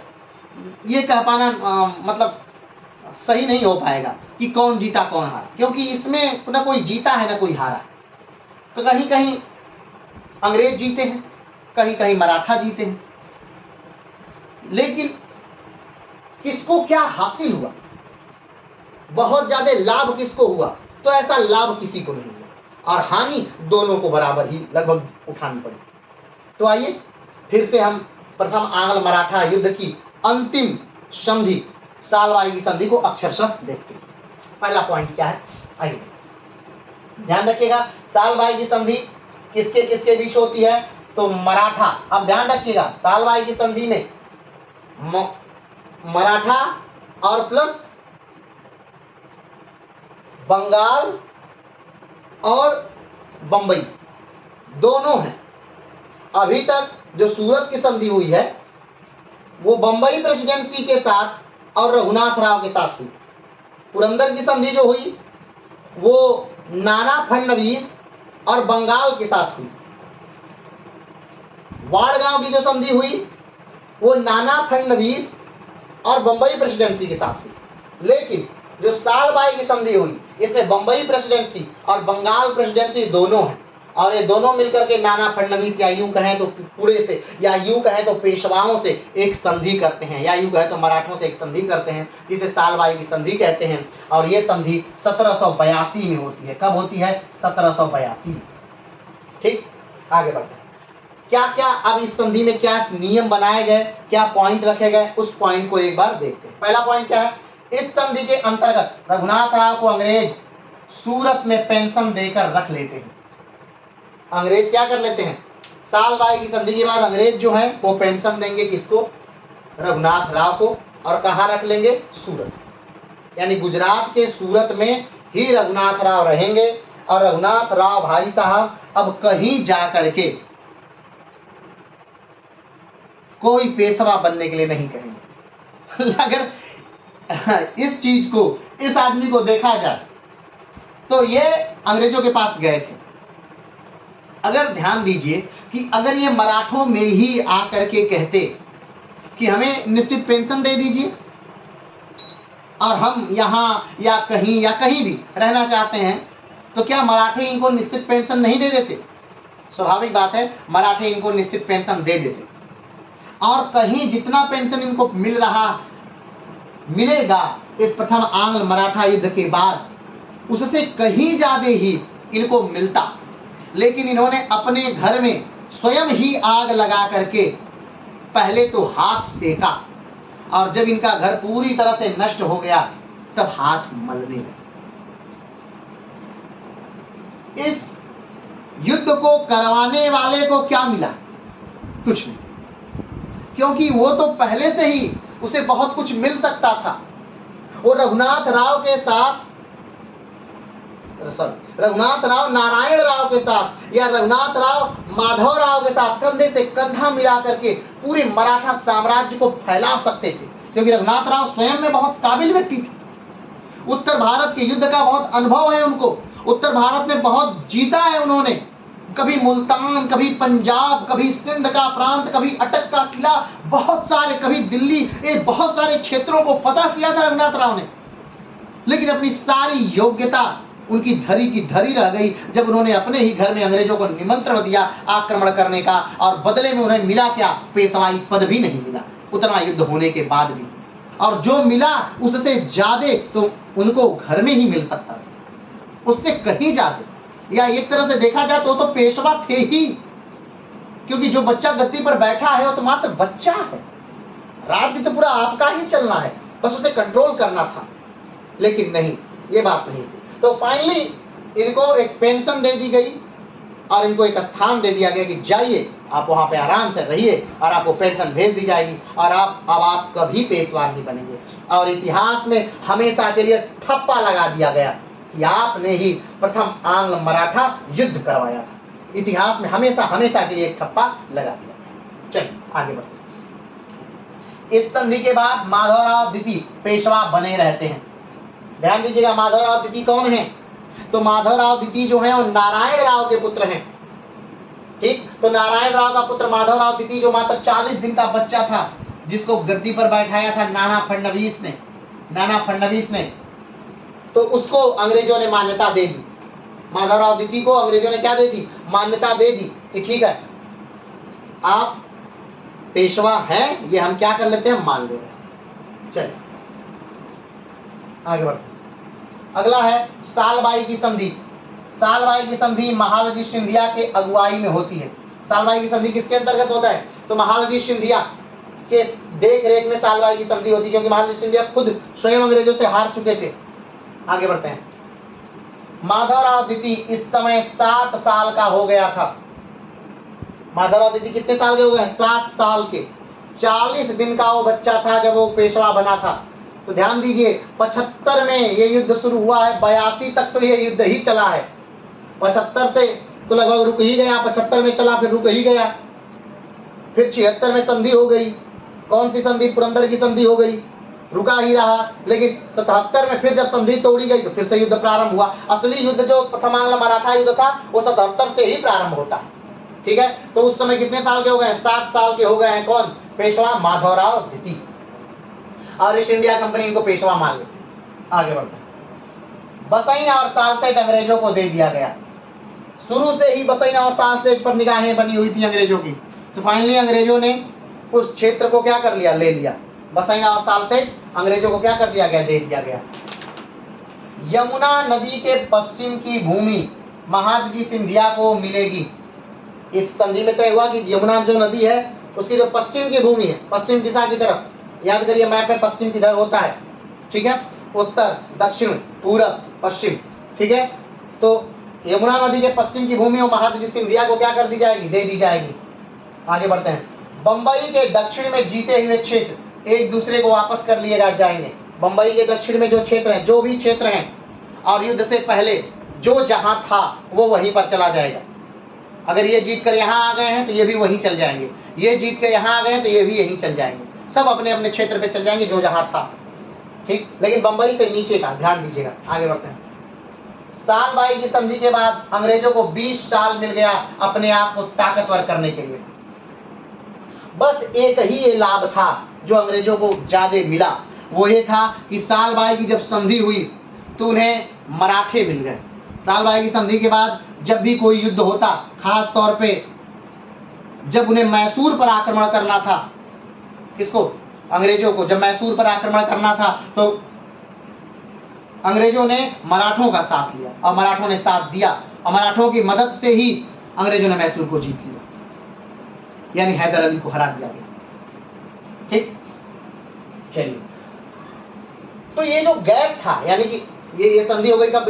1782 में संधि हो गई और इसके 20 साल तक अब कोई युद्ध नहीं होगा मराठों का, अंग्रेजों से 20 साल तक कोई युद्ध नहीं होगा। लेकिन ये 20 साल अंग्रेजों के लिए अलग तरह के 20 साल थे और ये 20 साल मराठों के लिए अलग तरह के 20 साल थे। क्यों? क्योंकि ये 20 साल मराठे वहीं अटके रह गए, उसी पद्धति पे युद्ध करते रह गए। उन्होंने अपने हथियार को अपग्रेड नहीं किया, उन्होंने अपने लड़ने की क्षमता को अपग्रेड नहीं किया, उन्होंने युद्ध नीतियों को अपग्रेड नहीं किया, उन्होंने अपनी सैन्य व्यवस्था में ज्यादा धन लगाना प्रारंभ नहीं किया, उन्होंने अपनी बंदूकें अच्छी बनानी प्रारंभ नहीं की, उन्होंने अपने तोप अच्छे बनाने, गोले अच्छे बनाने प्रारंभ नहीं किए। इस युद्ध से उन्होंने कुछ सीखा नहीं, बल्कि उल्टे वो तो अपने गृह युद्ध में कौन पेशवा बनेगा, ये पेशवा, वो पेशवा, ये पेशवा, वो पेशवा, ये पेशवा, सब कचरा कर रहे हैं। उन्होंने लगातार इस 20 सालों तक मराठों ने अपनी शक्ति को गिराया और इन 20 सालों में लगातार अंग्रेजों ने अपनी शक्ति का उत्थान किया। तो ये 20 साल अंग्रेजों के लिए अलग और ये 20 साल मराठों के लिए अलग थे। दोनों में अंतर था। इन दोनों के में क्या था? अंतर था। आगे बढ़ते हैं। सालबाई की संधि अंग्रेजों को कुछ खास फायदा नहीं पहुंचा सकी, लेकिन इस संधि ने अंग्रेजों को समय दिया जिससे वह और ताकतवर हो गए। ठीक, ध्यान दीजिएगा। अंग्रेज सालबाई की संधि से कुछ लाभ नहीं मिला अंग्रेजों को, कोई लाभ नहीं, ऐसा नहीं बहुत ज्यादा लाभ मिल गया। हाँ, लेकिन एक चीज मिल गई अंग्रेजों को, उनको युद्ध नीति पता चली वो कैसे लड़ते हैं, उनको ये पता चला क्या कमियां हैं अपनी सेना में की कमियों को, मराठों की कमियों को, अपनी कमियों को उन्होंने दूर किया। उन्होंने लगातार युद्ध नीति को बदला। आगे आने वाले अभी जो योद्धा आएंगे, यानी जो सेना नायक आएंगे, आप देखेंगे कि वो बहुत बारीकी से मराठों के मैप का अध्ययन करेंगे, बहुत बारीकी से मराठों की लोकल लैंग्वेज सीखेंगे, बहुत बारीकी से जो लोकल लोग हैं उनकी मदद लेंगे, बहुत ज्यादा वो डीप स्टडी कर रहे हैं मराठों के बारे में, उनको हराने के लिए, उनकी चीजों के बारे में। तो मराठों ने ऐसा कोई नहीं किया, कोई युद्ध नीति नहीं बनाई गई, कोई आपसी राजाओं से मेल मिलाप नहीं किया गया। फिर वैसे ही चौथा और सरदेशमुखी का कार्यक्रम जारी रहा, आपसी रंजिशें जारी रही। जो बाजीराव ने एक संगठन बनाया था, होलकरों का, सिंधियाओं का, पेशवाओं का, सारा मिलकर के एक जो संगठन था, उस संगठन में फूट पड़ जाएगी। 1761 के बाद लगभग ही फूट पड़ गई और जब मृत्यु हो जाती है किसकी, नाना फडणवीस की, उसके बाद वो सब स्वतंत्र हो गए। होलकर अपना स्वतंत्र हो गए, सिंधिया अपना स्वतंत्र हो गए, पेशवा अपना पेशवा का आधिपत्य उन पे से खत्म हो गया। तो इन सारे लोगों का अस्तित्व क्या हो गया, अलग अलग हो गया। अब कोई भी किसी को सपोर्ट करने के लिए नहीं रहा। चलिए आगे बढ़ते हैं। सालबाई की संधि ने मराठों को यह फायदा हुआ कि इससे 20 साल तक यानी 1802 तक, अब दूसरा कब होगा युद्ध, 1802 में होगा, मराठों का कोई भी युद्ध अंग्रेजों से नहीं होता है। सालबाई की संधि का सबसे घाटा टीपू सुल्तान को होता है। सालबाई की संधि का सबसे बड़ा घाटा टीपू सुल्तान कौन है? टीपू सुल्तान मैसूर के राजा हैं। अब टीपू सुल्तान को सबसे ज्यादा घाटा कैसे होता है? सबसे ज्यादा घाटा टीपू सुल्तान को इसलिए होता है क्योंकि इन्हीं मराठों को मिला करके अंग्रेज टीपू सुल्तान को हरा देंगे। अब देखिए, एक दुश्मन को मिला करके दूसरे दुश्मन को हरा देना, ये देखिए नीति देख रहे हैं, ये क्या जबरदस्त नीति है। क्योंकि मराठे जानते हैं कि मराठे टीपू आपस में हमेशा लड़ा करते थे, वो अलग विषय है, लेकिन यहां पर मराठे सहयोग देते हैं किसको? अंग्रेजों को, और अंग्रेजों को सहयोग देकर के टीपू को हरा देते हैं। तो सबसे ज्यादा घाटा सालबाई की संधि का जो था, न अंग्रेजों को हुआ न मराठों को हुआ, सबसे ज्यादा सालबाई की संधि का घाटा किसको हुआ? तो टीपू को हुआ। चल आगे बढ़ते। 1761 के बाद पेशवा कमजोर हो जाते हैं। 1761 के बाद क्या हो गए? पेशवा कमजोर हो गए। पेशवा के कमजोर हो जाने का मतलब, पेशवा मजबूत क्यों थे? पेशवा मजबूत थे गायकवाड़ से जो बरुड़ा के थे, भोसले से जो नागपुर के थे, होलकर से जो इंदौर के थे, सिंधिया से जो ग्वालियर के थे, जो पेशवा के एक आदेश पर अपनी सेनाएं लेकर एकजुट हो जाते थे और अपने क्षेत्रों के साथ, अपनी सेनाओं के साथ पेशवा के लिए लड़ मरने के लिए तैयार होते थे। ये पूरा क्षेत्र बाजीराव ने इसीलिए इसका गठन किया था, इसका गठन इसीलिए किया गया था। लेकिन जब 1761 का युद्ध होता है और बालाजी बाजीराव की उसमें क्या हो जाती है? मृत्यु हो जाती है। उसके बाद लगभग ये स्वतंत्र होने लगे थे, ये अपने डिसीजन खुद लेने लगे थे, अपने युद्ध खुद फाइनेंस करने लगे थे, सारी चीजें खुद ब खुद करने लगे थे। लेकिन एक चीज और हो गई जिसकी वजह से ये और ज्यादा स्वतंत्र हो गए और इन्होंने पेशवा की बात मानना ही लगभग छोड़ दिया। और वो क्या था? 1800 में नाना फडणवीस की मृत्यु हो जाती है। और नाना फडणवीस की मृत्यु, कहा जाता है कि ये नाना फडणवीस की जो मृत्यु है, ये मराठा साम्राज्य का एक तरह से अंत था। मराठा साम्राज्य का क्या था? अंत था एक तरह से, क्योंकि अब कोई भी ऐसा व्यक्ति नहीं रहा जो गायकवाड़, भोसले, होलकर और सिंधिया को बांध करके रख सके पेशवा के साथ। तो 1761 के बाद तो वैसे ही ये सब स्वतंत्र होने लगे, लेकिन नाना फडणवीस के मर जाने के बाद वो और ज्यादा स्वतंत्र हो गए, वो पूरी तरह से स्वतंत्र हो गए। 1761 के बाद ये सारे परिवार ताकतवर हो जाते हैं। आगे बढ़ते हैं। द्वितीय आंग्ल मराठा युद्ध में यही सब आपस में लड़ते हैं। अब जो द्वितीय युद्ध आंग्ल मराठा युद्ध होगा, हम आगे पढ़ेंगे, अभी नेक्स्ट वही हम चलेंगे।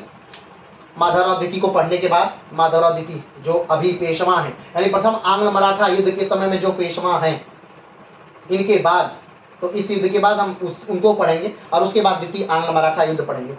तो उनकी मृत्यु के बाद 1800 युद्ध में सब आपस में लड़ते हैं, यानी द्वितीय आंग्ल मराठा युद्ध जो होगा, अंग्रेजों का तो एंट्री होगा, वो अलग विषय है, लेकिन ये सब आपस में लड़ेंगे। अंग्रेज बाद में आएंगे, किसी एक का सहायता लेकर के बाद में आएंगे। कोई एक भाग करके जाएगा अंग्रेज के पास, कहेगा भैया चलो फिर से चलो, हमें आधा बर्बाद की हो, पूरा बर्बाद करने चलो, ठीक, तो आएंगे अभी। चलो आगे बढ़ते हैं। 1800 में नाना फडणवीस की मृत्यु के बाद ये चारों अपने आप को लगभग पूरी तरह क्या कर लेते हैं? स्वतंत्र कर लेते हैं। ठीक है, तो ये रहा प्रथम आंग्ल मराठा युद्ध। आपने देखा इसका जो निचोड़ है वो क्या है कि अपने ही घर का एक व्यक्ति भाग करके अंग्रेजों के पास जा रहा है कि मुझे मेरे घर में पेशवा बना दीजिए। अंग्रेज उसका साथ लेकर के लड़ रहे हैं, खूब जोरदार लड़े, लेकिन किसके लिए? किसके फायदे के लिए? उस व्यक्ति के फायदे के लिए नहीं, बल्कि अपने फायदे के लिए। और उसमें उस व्यक्ति का कोई फायदा भी नहीं होता है, या यूं कहें तो किसी का कोई फायदा नहीं होता है इस युद्ध में। लेकिन इस युद्ध से अंग्रेजों ने बहुत कुछ सीखा, अपनी गलतियों को सीखा, लेकिन मराठों ने इस युद्ध से कुछ सीखा नहीं। वो कमजोर होने लगे इस युद्ध के बाद और अंग्रेज ताकतवर होने लगे। तो चलिए यहां पर आज समाप्त होता है हमारा प्रथम आंग्ल मराठा युद्ध। तो क्या फिर दूसरा भी मराठा युद्ध होगा? क्या फिर तीसरा आंग्ल मराठा युद्ध भी होगा? ये जो मराठे हैं ये किस प्रकार से कानपुर आकर के बस जाएंगे, इस सारी बातों को जानने के लिए हम आगे की वीडियो में बात करेंगे। आज के लिए इतना ही, फिर मिलते हैं। नमस्कार।